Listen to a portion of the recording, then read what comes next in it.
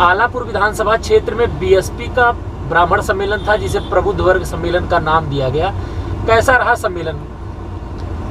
देखिए, आज जो बसपा द्वारा आलापुर में ब्राह्मण सम्मेलन का आयोजन किया गया था या प्रबुद्ध सम्मेलन का आयोजन किया गया था, यह सम्मेलन पूरी तरीके से असफल रहा।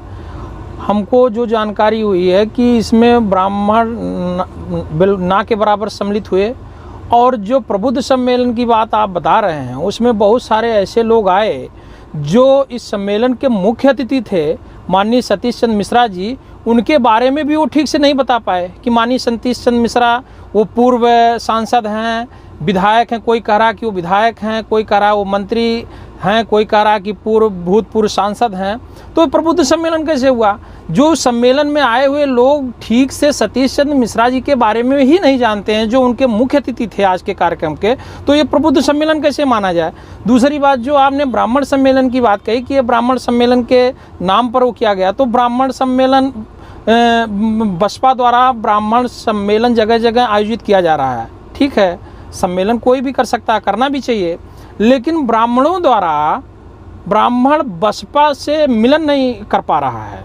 कहीं न कहीं से कोई बात जरूर उसके मन में है। वो नारा भी आज ब्राह्मणों के मन में है और भी समाज के लोगों के मन में है, जो बसपा द्वारा ये दिया गया था, तिलक तराजू और तलवार इनको मारो जूते चार।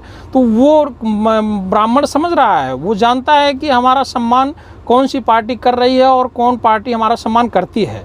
भारतीय जनता पार्टी, मैं आपको बताना चाहूँगा, भारतीय जनता पार्टी तिलक तराजू और तलवार का सम्मान सदैव करती आ रही है, और सच्चे माने में सच्ची हितैषी अगर इन समाज के लोगों को है, या समाज जो इस देश में रहने वाले लोगों के अगर सच्ची हितैषी कोई पार्टी है तो भारतीय जनता पार्टी है। अच्छा, 2007 में बीएसपी की सरकार में ब्राह्मणों का सहयोग था, तो क्या लग रहा है कि ब्राह्मण फिर 2022 में जुड़ेंगे इनके साथ? संभव नहीं है।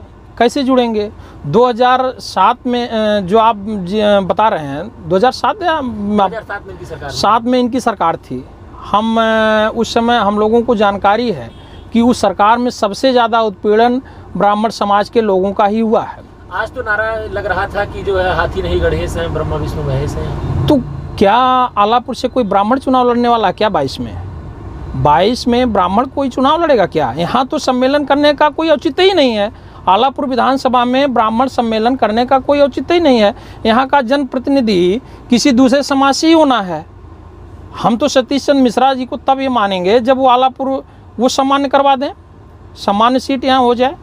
एक बार यहाँ से मायावती जी चुनी गई, वो इस विधानसभा को छोड़ के चली गई। तो सिर्फ सम्मेलन के नाम पर, ये सिर्फ जब चुनाव आएगा तो सम्मेलन करेंगे। सम्मेलन के नाम पर आज तक बसपा या सपा या कांग्रेस, इन तीनों पार्टियों ने कभी भी ब्राह्मण समाज के लिए कुछ नहीं किया है, कभी भी कुछ नहीं किया।